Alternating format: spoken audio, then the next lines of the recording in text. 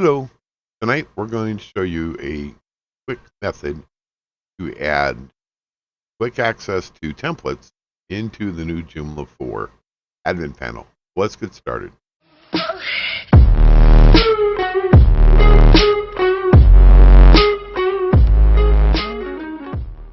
the first thing we're going to do is we're going to log in.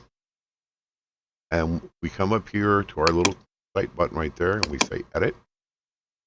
We come down here and we say show template icons, template code. Okay. And we hit save and close.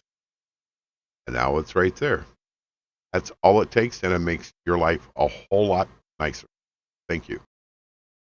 Hit the like and subscribe, would you? It'll help a lot.